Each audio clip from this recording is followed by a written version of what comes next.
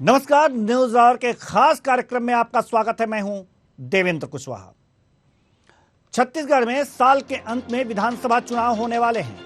ऐसे में जहां सरकारी कर्मचारी अपनी मांगों को लेकर सरकार पर दबाव बनाते नजर आ रहे हैं, वहीं विपक्ष में बैठी बीजेपी कर्मचारियों के कंधे पर बंदूक रखकर सरकार पर निशाना साध रही है। हम बात कर रहे हैं संविदा स्वास्थ्य कर्मचारियों के बेमियादी हड़ताल की, जिस पर अब छत्तीसगढ़ में सियासत की बौछार हो रही है। तो आइए शुरू करते हैं आर या पार।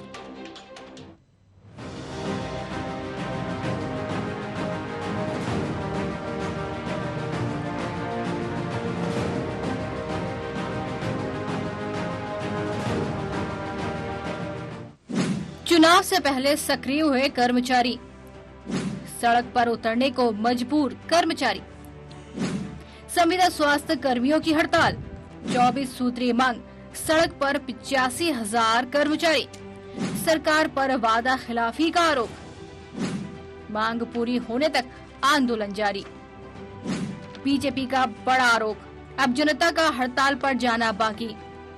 कर्मचारियों के कंधे पर बीजेपी की बंदूक, निशाने पर भूपेश सरकार।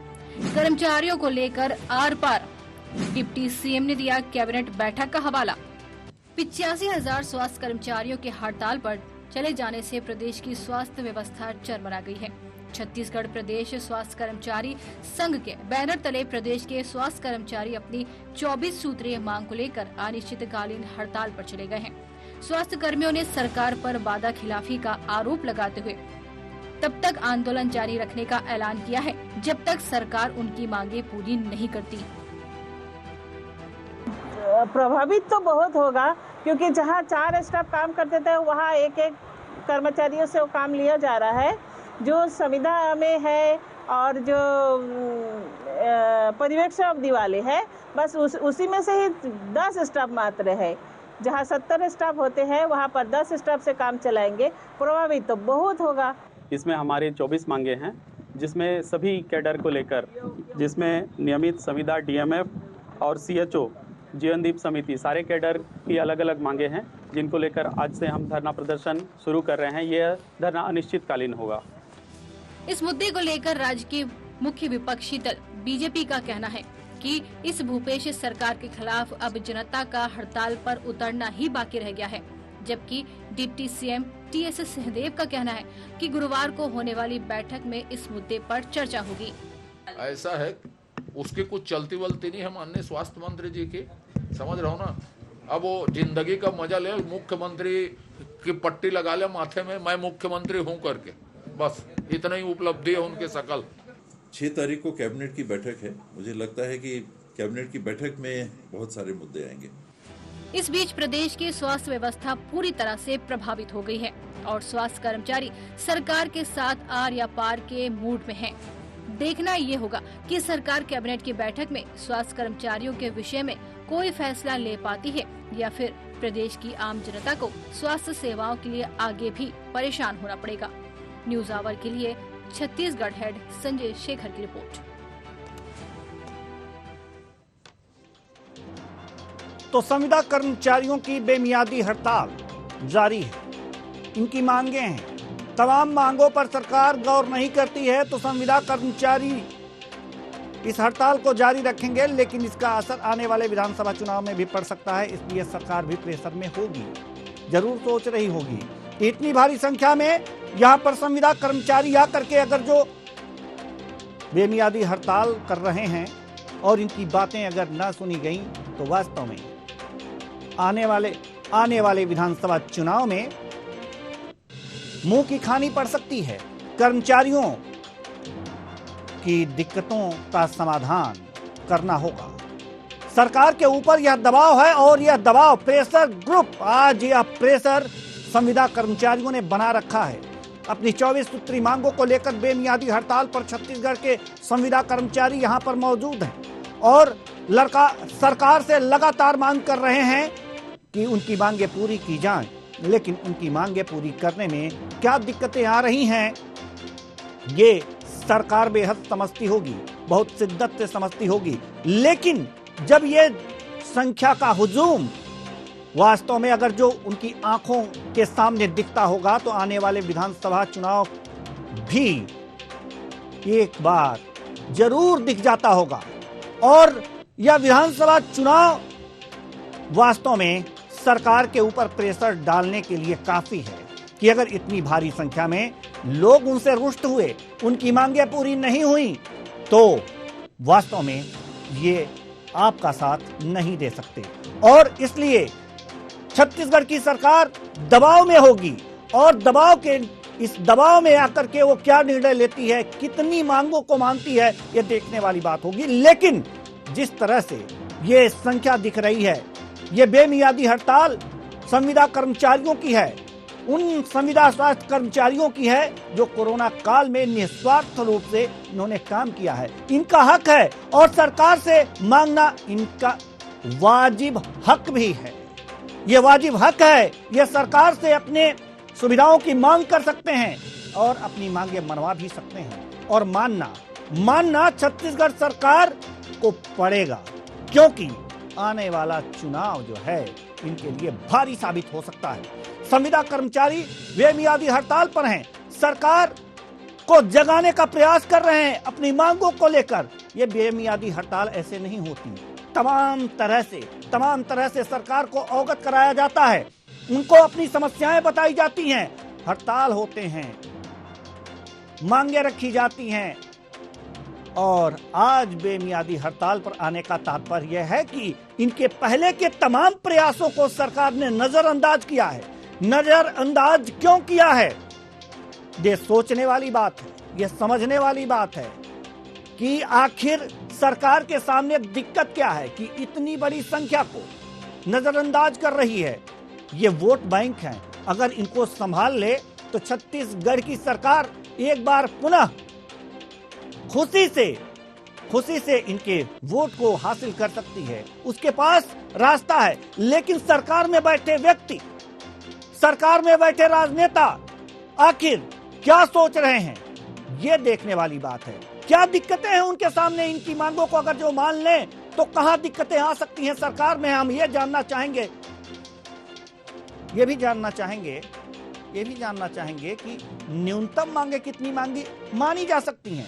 आखिर जो 24 सूत्री मांगे हैं उनमें से कितनी मांगे सरकार मान सकती है, कितनी में कठिनाइयां आ सकती हैं, कितनी कठिनाइयों को दूर किया जा सकता है। ये तमाम बातें हैं और ये तमाम बातों को ध्यान में रख करके सरकार को विचार करना चाहिए, विचार करना ही होगा।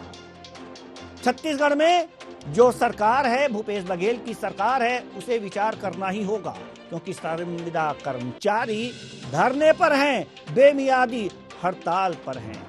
ये वो कर्मचारी हैं जो कोरोना काल में अपने स्वास्थ्य की चिंता न करके, अपने जान को जोखिम में डाल करके उन्होंने वो सारे काम किए जो सरकार ने उन्हें सुझाए। और इस समय इनकी मांगे मानना वाजिब है। सरकार को इस तरफ ध्यान देना चाहिए। क्या मांगे हैं, क्या मांगे नहीं हैं, क्या कितनी मांगे मानी जा सकती हैं, ये सारी चीजें हैं और इन पर आज हम चर्चा करेंगे। चर्चा के लिए जो हमारे साथ मेहमान जुड़े हुए हैं उनसे आपका हम परिचय करा दें। तौकीर रजा, बीजेपी प्रवक्ता, बहुत बहुत स्वागत है आपका हमारे इस कार्यक्रम में। अश्वनी गुर्देकर, महामंत्री स्वास्थ्य कर्मचारी संघ, बहुत बहुत स्वागत है आपका। आलोक मिश्रा जी, स्वास्थ्य कर्मचारी संघ प्रदेशाध्यक्ष, आपका भी बहुत बहुत स्वागत है हमारे इस कार्यक्रम में। चर्चा की शुरुआत करने से पहले हम बीजेपी प्रवक्ता के पास जाने से पहले हम आलोक मिश्रा जो स्वास्थ्य कर्मचारी संघ के प्रदेशाध्यक्ष हैं, हम इनके पास आना चाहेंगे और जानना चाहेंगे कि आखिर बेमियादी हड़ताल क्यों?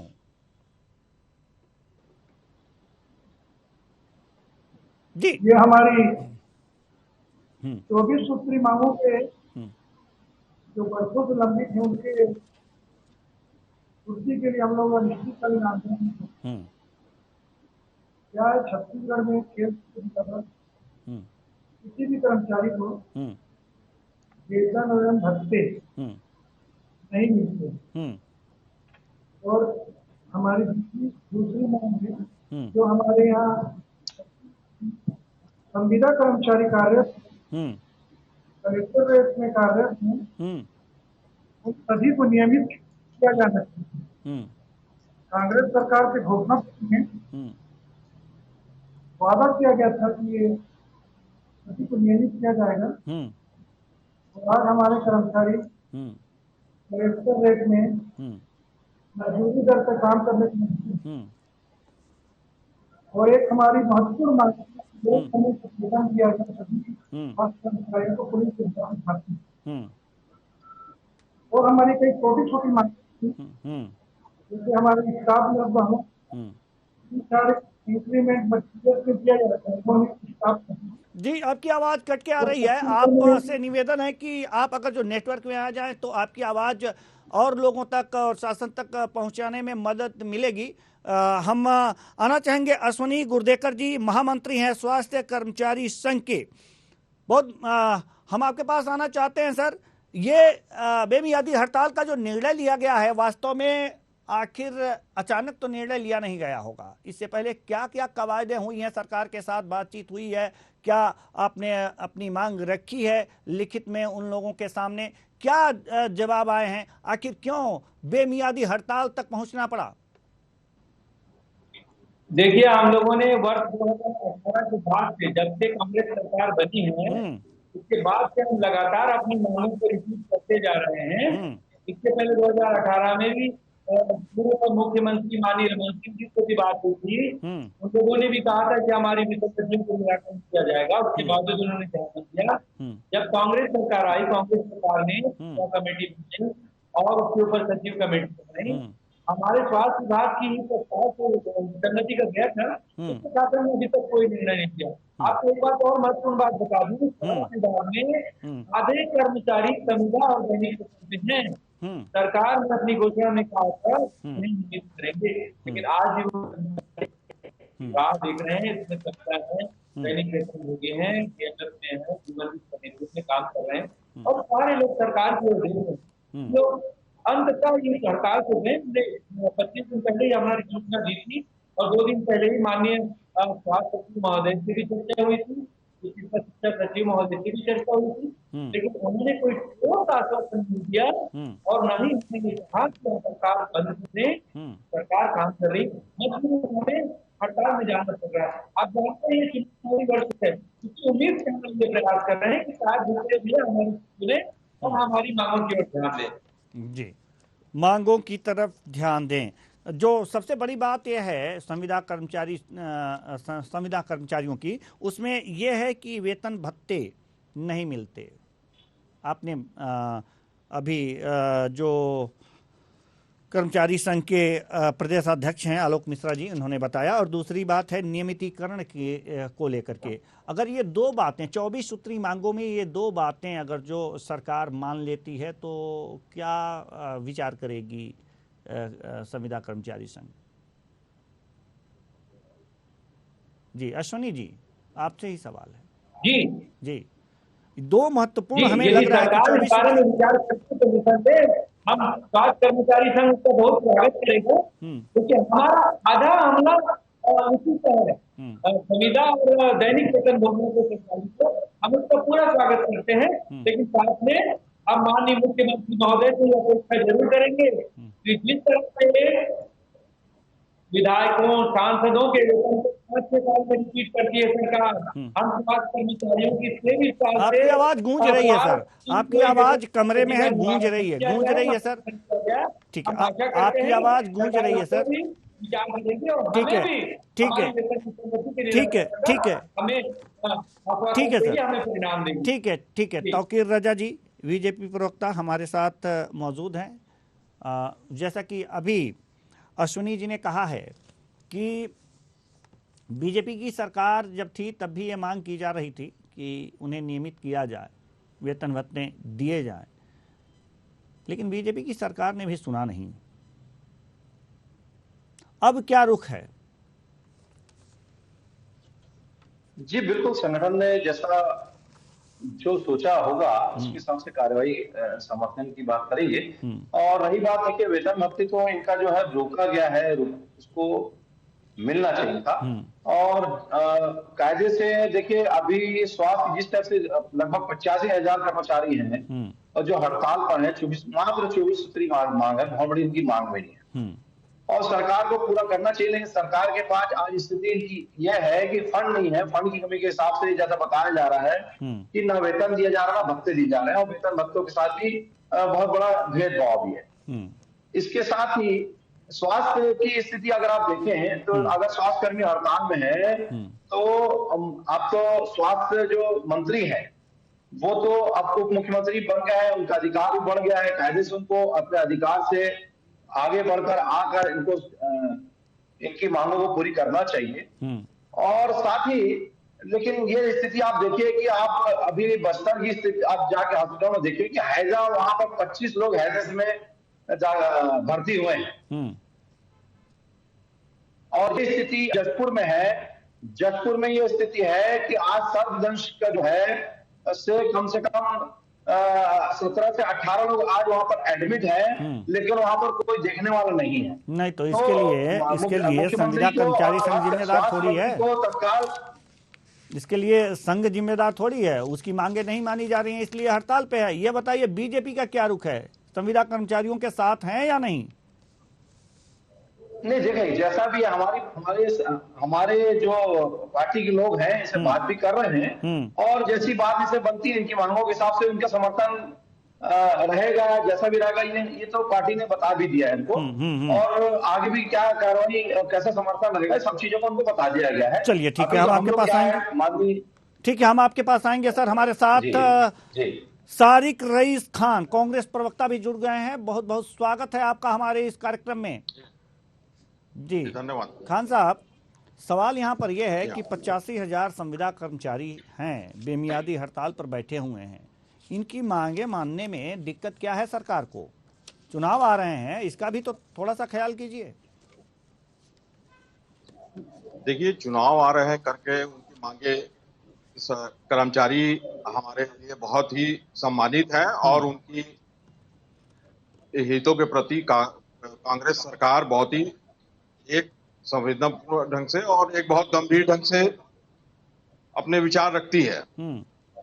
और आज जो हमारे संविदा कर्मचारी भाई या स्वास्थ्य कर्मी जो हड़ताल पर बैठे हैं, उनकी मांगों पे सरकार गंभीरता से विचार कर रही है। और संविदा जो कर्मी हैं, एक बात कहें सर, एक बात कहें, बुरा मत मानिएगा, अगर बहुत ही संजीदगी से विचार किया गया होता तो संविदा कर्मचारियों को इस तरह से बेमियादी हड़ताल पर नहीं बैठना होता। पहले ही समस्याएं हल हो गई होती बातचीत करके। 24 सूत्री मांगे हैं, सरकार क्या पूरा उसमें कर पाती है, क्या नहीं कर पाती है, ये मिल बैठ करके बातचीत कर करके हल हो गई होती अब तक। संजीदगी से तो नहीं कहिए सर। बाकी जी, सरकार ने पहले भी उनसे चर्चा की गई है, उनकी मांगों को सुना गया है और जो पूरी होने लायक चीजें हैं, क्योंकि 4.5 साल के जो कार्यकाल में 2 साल कोरोना काल में निकले जिसमें हमारे स्वास्थ्य कर्मियों को भी महत्वपूर्ण भूमिका निकली और 15 साल भारतीय जनता पार्टी की सरकार थी, तो संविदा जो भर्ती जो हुई है, जो हमारी सरकार को संविदा जैसे शब्दों पे कोई मतलब कोई बहुत बात नहीं, हम जो नियमित भर्ती है और जो उसी पर विश्वास रखते हैं, इसीलिए आदरणीय भूपेश बघेल जी और कांग्रेस सरकार जी ने अपने कार्यकाल में अभी भी जो बड़ी संख्या में भर्तियां चल रही है, सब नियमित भर्ती चल रही है। लेकिन अभी हमारी सरकार लगातार कार्य कर रही है और कल भी कैबिनेट की बैठक है। एक बात जरा हमें बताइए सर, आप कह रहे हैं कि आपकी सरकार जो है नियमित कर्मचारियों में विश्वास रखती है, संविदा कर्मचारियों में नहीं। संविदा कर्मचारी तो भर्ती किए गए थे बीजेपी के शासनकाल में, तो क्या बीजेपी के शासनकाल आएगा? नहीं, जब बीजेपी का शासनकाल आएगा तब उसे वो नियमित करेगी। अगर आपको नहीं, हमारी सरकार ने कहा है तो जरूर इस पर पूरी परिस्थितियां और मतलब 4.5 साल बीत गए हैं सर, 4.5 साल बीत गए, जब चुनाव आप लड़ने आए थे तभी आपने ये कहा था, अपने घोषणा पत्र में कहा था कि हम नियमित करेंगे। 4.5 साल में स्थितियां परिस्थितियां नहीं आई, अब पुनः चुनाव आ गया तो आप कह रहे हैं कि हम विचार करेंगे। अब कब विचार करेंगे? चुनाव लड़ने जाएंगे तब विचार करेंगे। देखिए, कर्मचारियों हो या अन्य कोई वर्ग हो, बहुत सी मांगों को ये पूरी हुई है और घोषणा पत्र भी हमारी जो मांगे रही है वो लगभग पूरी हो गई है। कुछ चीजें मैंने बताया कि जो 2 साल कोरोना काल में एक बहुत सी चीजें जो नियमितीकरण का वादा करके घोषणा पत्र में आपने सरकार बनाए थे, 4.5 साल में उस वादे को पूरा नहीं किया। और सर जनता भी यही पूछ रही है, क्यों नहीं वादा किया? तो धोखा ना आपने किए, आपकी सरकार द्वारा भर्ती किए हुए। हमने धोखा नहीं दिया, हमने जो वादा किया हमने उसको पूरा किया। निश्चित ही वादा आप झूठा वादा करके आए थे हम नियमितीकरण के लिए, लेकिन आपने एक भी कर्मचारियों को नियमित नहीं किया और बात करते कि हम नियमित करेंगे। अरे पहले संविधान को नियमित कर लो, फिर बाद में बाकी लोगों को नियमित करना। ठीक है, देखिए वादा आपने किया था, मतलब आपने बोला था, हमने कर्मचारियों के हड़ताल वादा किया, हमने आग सेकने और पूरा किया। 36 वादों में 6 वादा भी पूरी नहीं किया। संवेदनशील स्थिति बनाए रखे थे। आज सरकार ने संवेदनशील स्थिति और उसमें हमने इनके मांगों को शामिल किया था, नियमितीकरण चीजों को भी, तो उस पर भी कार्य चल रहा है और अभी सरकार चली रही है। सरकार का कार्यकाल खत्म नहीं हुआ। बिल्कुल सही कह रहे हैं खान साहब, बिल्कुल सही कह रहे हैं। बड़ी सोच समझ करके घोषणा पत्र बना था और इनके नियमितीकरण की बात चल रही है। 4.5 साल चल रही है, 3-4 महीने बाद चुनाव होगा, उसमें भी चलाइएगा, क्योंकि तब तक अगर जो आपने इनको नियमित नहीं किया ना, तो ये लोग जो यहाँ पर बेमियादी हड़ताल कर रहे हैं उसके पास जाइएगा वोट मांगने, आपको वोट मिलेगा बहुत अच्छी तरीके से। सर 4.5 साल का समय होता है, 4.5 साल का समय बहुत होता है। देवेंद्र जी आवाज नहीं आ रही है मेरी। जी ठीक है, मेरी आवाज आप तक नहीं पहुंच पा रही है। जो अभी सरकार मैंने बताया कि हमारी चली रही है और लगातार नित नए कार्य हो रहे हैं जनता के हित में, और कर्मचारी भी हमारे लिए उतने ही महत्वपूर्ण है जितनी छत्तीसगढ़ के अन्य वर्ग और अन्य जनता। सर नियमित कर रहे हैं ना, नियमित कर्मचारियों की भर्ती हो रही है ना वहाँ छत्तीसगढ़ में, नियमित कर्मचारियों की भर्ती हो रही है ना। ये संविदा नहीं, अगर जो संविदा कर्मचारियों के प्रति आप लोग इतने ईमानदार होते ना तो नियमित कर्मचारियों की भर्ती बाद में करते, पहले इनको नियमित करते। इन सबों के इन संविदा कर्मचारियों के साथ आप लोगों ने मजाक कर रखा है, बिल्कुल ही। ये इसी तरह से नहीं बेमियादी हड़ताल के लिए यहाँ पर इकट्ठे हुए हैं। हमारे अश्विनी जी हैं यहाँ पर, आलोक मिश्रा जी हैं। आलोक मिश्रा जी बताइए, अपने दर्द को बताइए कांग्रेस प्रवक्ता महोदय को। आलोक मिश्रा जी, आलोक मिश्रा जी, पहले आप लोग अपने जो मोबाइल है ना एक जगह स्थिर करके रख लीजिए। क्वेश्चन रिपीट करिए एक बार। एक जगह स्थिर करके अपना फ्रेम सही कर लीजिए, उसके बाद से हमारे कांग्रेस के प्रवक्ता महोदय हैं, उनसे आपके जो दर्द हैं कहिए, आपकी बातों को ये अन्य अपने बड़े नेताओं तक पहुंचाएंगे। और हाँ, हमारे बीजेपी के प्रवक्ता भी यहां पर मौजूद हैं, बीजेपी प्रवक्ता तौकीर रजा साहब। तौकीर रजा साहब, मेरी आवाज आप सुन रहे हैं? तौकीर रजा साहब, चलिए तौकीर साहब की आवाज हम तक स्पष्ट नहीं आ रही भाई साहब। जी ठीक है, इसे दुरुस्त कराने का प्रयास करेंगे हम। तौकीर रजा जी, तो सवाल यहाँ पर यह है, सवाल यहाँ पर यह है कि बीजेपी सरकार में संविदा कर्मचारियों की भर्ती हुई। मैं आपको दर्शकों आपको बता दूं कि बीजेपी सरकार में संविदा कर्मचारियों की भर्ती हुई और कांग्रेस ने अपने घोषणा पत्र में इन्हें नियमित करने का लालच दिया। सरकार में आ गए, सत्ता में आ गए, 4.5 साल से ऊपर का समय बीत गया, अभी सोचने और समझने का मौका नहीं मिला। निश्चित रूप से इस पे काम चल रहा है। ये आप से ये नहीं कह सकते कि सोचने समझने का मौका नहीं मिला है या हमने घोषणा। तो हम क्या सोचें सर, 4.5 साल का समय बीत गया, हम क्या सोचें? हमारे कर्मचारी यहाँ पर जो यहाँ पर दिख रहे हैं, इतनी भारी संख्या में 85,000 संविदा कर्मचारी हैं सर, कुछ तो सोचना चाहिए। अगर अपने वोट बैंक के बारे में भी सोचते तब भी इनकी तरफ थोड़ा सा नजरें इनायत कर लेते आप। लेकिन आपने तो इन्हें हमें वैसे इसको खुला वोट बैंक के कि रूप में लेते भर्ती हैं। किए हैं बीजेपी, तो आएगी तो भरेगी, नियमित करेगी। बीजेपी बनेगी नहीं भाई, यही सवाल जो भाजपा के प्रवक्ता से भी आपको पूछने चाहिए। बिल्कुल, अभी जुड़ 15 रहे हैं साल ना, तो उन्होंने पूछते हैं ना। कर्मचारियों पे आप ध्यान चिंता मत कीजिए, आप चिंता मत कीजिए। आप लोग भी वैसे ही हैं और बीजेपी भी वैसे ही दूध की धुली नहीं है। संविदा कर्मचारियों की भर्ती तो कर ली, भर्ती कर ली, ठीक है, इनकी मांगे बस हो गया। लेकिन आपने कि ये नहीं किए हैं, ये संविदा कर्मचारी जो हैं इन्होंने ये इन्हें नियमित नहीं किए, तो आपकी तरफ आए, आपकी तरफ आए ना। चलिए, आपने घोषणा पत्र में दिखाया लंबे लंबे सपने कि हाँ हम इनको भर्ती कर लेंगे, नियमित कर लेंगे, भर्ती हुए हैं तो, और नियमित कर्मचारियों की आप भर्ती कर रहे हैं, संविदा कर्मचारियों की तरफ ध्यान ही नहीं है आपका। चलिए ठीक है सर, ये आपकी सोच है, आपके पार्टी की सोच होगी। माफ कीजिएगा, थोड़ा सा हम भावुक हो जाते हैं, माफ कीजिएगा, आप हमारे मेहमान हैं, हम आपकी इज्जत करते हैं, लेकिन इसको सोचिए ना, आप खुद सोचिए सर, आप खुद सोच लीजिए थोड़ा सा 85,000 ऐसे संविदा कर्मचारी हैं, थोड़ा सा सोच लीजिए। वोट बैंक मांगने जाएंगे, अभी वोट मांगने जाएंगे, किस मुंह से आपके नेता जाएंगे? घोषणा पत्र में आपने कुछ हमारी कर रखा सरकार और हमारे मंत्री इस पर पूरी संवेदनशीलता और गंभीरता से काम कर रहे हैं। चलिए ठीक लेकिन है, चूंकि आपने ये बात कही है, तो हम अपने माध्यम से आपकी बात को और इनकी मांगों को, इनकी भावनाओं को, जो इनके दुख और जो दर्द है, तकलीफ, इनको फिर हम इनकी अपने दर्द और शीर्ष तकलीफ भी नेताओं सुन तक एक बार और लीजिए। पहुंचाएंगे। ठीक है, और शिद्दत से इनके दर्द और तकलीफ सुन लीजिए। हमारे साथ आलोक मिश्रा जी हैं, प्रदेशाध्यक्ष हैं स्वास्थ्य कर्मचारी संघ के। आलोक मिश्रा जी, अपनी बातें कहिए। कांग्रेस के प्रवक्ता हमारे साथ मौजूद हैं जी। जो कांग्रेस के प्रवक्ता महोदय बोल रहे हैं, ये पूर्व से बोलते आ रहे हैं, जब से कांग्रेस की सरकार बनी आई हुई है। इनके घोषणा पत्र में शामिल था 10 दिनों में नियमित करेंगे, लेकिन इंतजार करते करते हम लोग थक चुके हैं।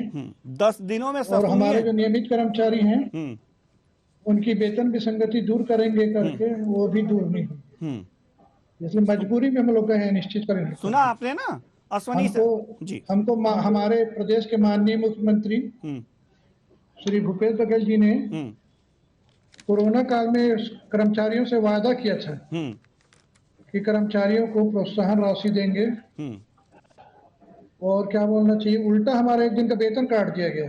प्रोत्साहन राशि भी नहीं मिली, वेतन भी काट दिया गया, और क्या करेंगे? ये बेमियादी हड़ताल नहीं करेंगे तो सरकार की आरती उतारेंगे क्या? अच्छा, एक बात सुन लीजिए, हमारे जो कर्मचारी हैं डीकेएस अस्पताल में, इनको संविदा के नाम से भर्ती किया गया था, और संविदा का वेतन ना देके इनको मजदूरी दर में वेतन दिया जा रहा है। और सुन लीजिए, ये बीजेपी शासनकाल में इसका उद्घाटन करना था हमारे पूर्व मुख्यमंत्री रमन सिंह को, जल्दीबाजी में उद्घाटन हुआ उस अस्पताल का। वहां के सैकड़ों कर्मचारियों को मजदूरी दर में भुगतान किया जा रहा है, जबकि उनको संविदा का वेतन मिलना था। चलिए ठीक है, कई बार मांग की हम लोगों ने, आज तक सुधार नहीं हुआ। चलिए ठीक है।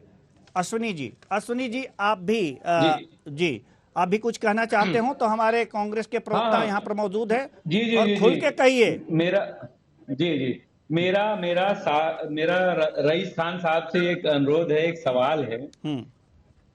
सरकार अपने विधायकों, सांसदों के वेतन में 2-3 बार बढ़ोतरी कर चुकी है पिछले 2-3 वर्षों में, लेकिन स्वास्थ्य कर्मचारियों के वेतन पे विचार ही क्यों नहीं किया?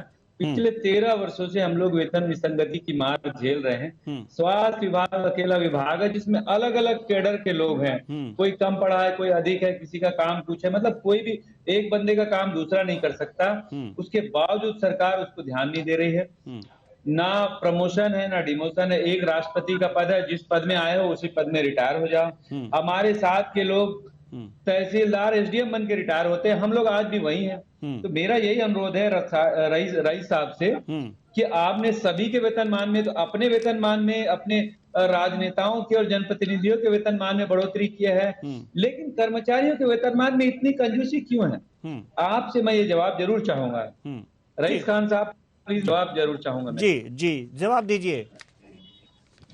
देखिए, ऐसा है, आदरणीय अश्वनी जी की बातों को भी मैं सुना, हमारे से पहले भाई आलोक जी हैं, उन्होंने भी अपनी बातें कहा। और मैंने पहले भी कहा कि हम कर्मचारी और अपने जो सभी छत्तीसगढ़ की जनता है उसे कुछ वोट बैंक के रूप में नहीं देते हैं। तो उनकी समस्याएं हैं, जो उनकी एक व्यवहारिक दिक्कतें हैं, उसके प्रति सरकार संवेदनशील है और अभी कार्य चल ही रहा है उस पर। और निश्चित रूप से जो उनकी मांगे नियम कायदों के अंदर में होगी और जो अधिक से अधिक नियमों को शिथिल करते हुए काम हो पाएगा, वो हमारे संवेदनशील मुख्यमंत्री और हमारी सरकार निश्चित रूप से उसे पूरा करेगी। क्योंकि अभी आचार संहिता लगी नहीं है, सरकार हमारी चल रही है और आप लोगों का आशीर्वाद और सहयोग रहा तो आने वाला समय भी कांग्रेस का होगा। और जो हमारे कर्मचारी और स्वास्थ्य कर्मी भाइयों की, मैंने अपने शुरुआत में ही मैंने कोरोना काल में जो हमारे स्वास्थ्य कर्मचारी भाइयों ने जिस निश्चल भावना से अपने समर्पण के साथ यहाँ पर इस विकट काल में अपनी सेवाएं दी थी, उनका धन्यवाद मैंने ज्ञापित किया। ठीक है। और जो भी इनकी समस्याएं हैं, जो इनकी मांगे हैं, इन्होंने अपने संघ के माध्यम से उचित सरकार माध्यम से सर के पहुंचाई है। हम भी अपने माध्यम से अपनी बात रखेंगे। आज जो चैनल में आप लोगों ने बात उठाए हैं, निश्चित रूप से माननीय मुख्यमंत्री जी, स्वास्थ्य मंत्री जी के पास में आपने जो बातें उठाई उसे हम भी अपने आप लोगों की तरफ से पुरजोर तरीके से रखेंगे। और किसी भी तरह के आप लोगों के अधिकारों का हनन ना हो और आप लोगों की जो एक जो भी आपकी हो सकता है, जो भी हो सकता है उसे कराने का प्रयास करेंगे रईस खान साहब। ठीक है, प्रयास रहेगा जी बिल्कुल। तौकीर रजा जी भी बड़ी उत्सुक हैं कुछ बोलने के लिए। जी बोलिए सर, तौकीर रजा जी। चलिए ठीक है, कुल मिलाकर के तौकीर रजा जी के पास हम बाद में आएंगे। जी रईस खान जी, हम आपसे सवाल एक करना चाहते हैं। जी हाँ, अपनी बातें तो जो भी है, इनके दुख दर्द तो जो भी है आप ऊपर पहुंचाएंगे ही, साथ ही एक बात और पहुंचा दीजिएगा कि जैसा कि अभी आलोक जी ने कहा, जो कोरोना का काल था, आपने कहा कि यहां पर प्रोत्साहन राशि देने की बात हुई थी। प्रोत्साहन राशि देने के बजाय एक दिन की इनकी तनख्वाह ही काट ली गई, क्यों? ये कितने स्वास्थ्य कर्मियों के? जी, संविदा कर्मचारियों के। ठीक, संविदा कर्मचारियों जी, सभी और जो उप मुख्यमंत्री है उनके समक्ष रखी जाएगी ये बात को जी, और पूरी संवेदनशीलता के साथ और गंभीरता के साथ। अगर कहीं किसी चूक से उनके साथ में ऐसा हुआ है कि भाई तनख्वाह कटी गई है या उचित उनको उनकी मेहनत का मुआवजा नहीं मिल पाया है, तो इनकी ये बातों को हम निश्चित रूप से पुरजोर ढंग से रखेंगे। बिल्कुल बिल्कुल रखिएगा, उम्मीद भी यही है। तौकीर रजा जी भी कुछ कहना चाह रहे हैं।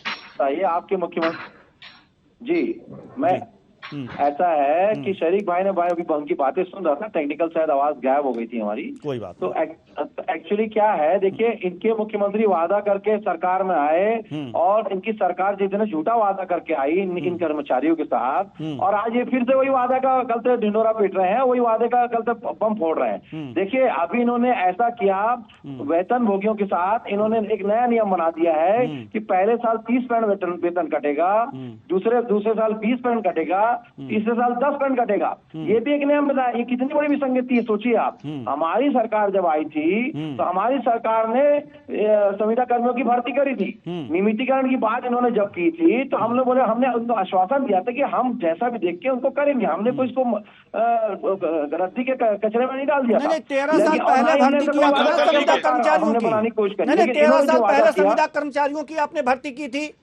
और उसके कितने दिन बाद आपने कहा कि नियमित हो जाएंगे?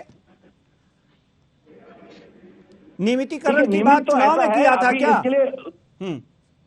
नहीं, ये आए थे, इनकी उस टाइम भी मांग चली थी।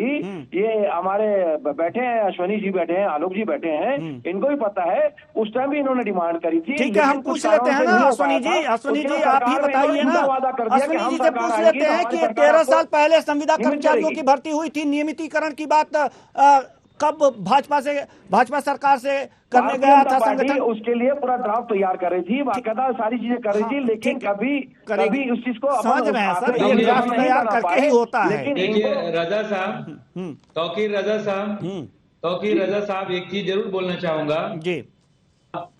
बीजेपी सरकार ने भी स्वास्थ्य कर्मचारियों को और साथ ही समस्त कर्मचारियों को 4 स्तरीय वेतनमान की घोषणा की थी, लेकिन वो वेतनमान की घोषणा भी एज इट इज रही। सरकार गुजर गई। हम लोगों ने 2018 में स्वास्थ्य कर्मचारियों ने फिर से एक अनिश्चितकालीन आंदोलन का प्लान किया था। माननीय रमन सिंह जी ने हमें आश्वस्त किया था कि वो हमारी मांगों पर विचार करेंगे, और उन्हीं के आश्वासन पर भी हमने अपनी हड़ताल वापस की दी थी, और उसका परिणाम जो भी है आप जानते हैं कि 2018 में किसकी सरकार बनी थी। 2018 से पहले, सर हमारी बात सुनिए अश्विनी जी, 2018 से पहले नियमितीकरण की बात क्या सरकार से हुई थी, बीजेपी की सरकार से? नहीं, नियमितीकरण के बारे में हमें तो जानकारी नहीं है बीजेपी सरकार में जी। हाँ, लेकिन कांग्रेस सरकार ने अपने घोषणा पत्र में रखा था, ये हमारी जानकारी में है। आलोक मिश्रा जी आपको मांग करते रहे थे हम लोग बीजेपी सरकार में भी कि नियमित किया जाए करके जी, या नियमित के बराबर वेतन दिया जाए कर्मचारियों को जी। इसमें तो किसी प्रकार का भेदभाव नहीं मिला था कुछ, क्योंकि संविदा कर्मचारी जो हैं हमारे वो भी नियमित के बराबर ही काम करते हैं। बिल्कुल करते हैं, ठीक है। क्या बोलना चाहिए, हमारे लिपिक साथी हैं, उनकी वेतन विसंगति की दूर करने की मांग रमन सिंह जी ने भी किया था। उसको आपने सुन लिया ना तौकीर रजा जी? ठीक है सर, तौकीर रजा साहब आपने सुन लिया ना? नहीं सुन लिया ना? असली चेहरा क्या है? आप में और कांग्रेस में अंतर नहीं है संविदा कर्मचारियों के मुद्दे पर। दिया था, लेकिन हमारी सरकार 18 के बाद नहीं आई। अरे जब सरकार में थे तब मांग हुई थी ना, जब सरकार में थे तब मांग हुई थी। चलिए ठीक है, 4.5 साल में ये चलिए ठीक है, पूरा क्यों नहीं कर पाए? अरे ठीक है, अब साथ में आ जाइए इन लोगों के, अब साथ में आ जाइए। अब तो ये बेमियादी हड़ताल पे हैं, अब साथ में आ जाइए। और ठीक है तारिक जी, रईस खान जी, आपसे यही हम कहना चाहेंगे, सवाल यही है कि क्या वास्तव में चुनाव से पहले कर्मचारियों की 24 सूत्री मांगे हैं संविदा कर्मचारियों की, इसमें से क्या आधे पर भी सहमति नहीं बन सकती? देखिए, संविदा कर्मचारियों जो मांगे हैं, और अब जैसे मैंने पहले भी बार बार यही कह रहा हूं कि सरकार अभी लगातार निर्णय अपने ले रही है, और नहीं, हमें विश्वास दिलाइए ना, हमें विश्वास दिलाइए कि आपकी सरकार जो है ये चुनाव से पहले कुछ न कुछ करेगी। निश्चित रूप से संविदा कर्मचारी हमारे भाई है और बहन है, उनको एक अच्छी खबर सरकार की तरफ से सुनने को मिल सकती है। और मैं चाहूंगा कि आज ये जो बात कर रहे हैं सरकार इनके पक्ष में निर्णय ले, तो आप फिर इस डिबेट को करिए, उसमें भारतीय जनता पार्टी के और हमारे जो कर्मचारी साथी है उनको भी बिल्कुल करेंगे सर, बिल्कुल करेंगे। बहुत बहुत धन्यवाद सभी मेहमानों का, आप आए और अपने अपने विचार साझा किए। तो कुल मिलाकर के देखा जा रहा है कि संविदा कर्मचारियों को नियमितीकरण की मांगे तो हैं, और बीजेपी की जब सरकार थी तो उससे भी की गई थी, और अब जो कांग्रेस की सरकार है छत्तीसगढ़ में उससे भी की गई थी। आश्वासन दोनों सरकारों ने दिया था, लेकिन किसी ने नियमित नहीं किया। 24 सूत्री मांगे हैं।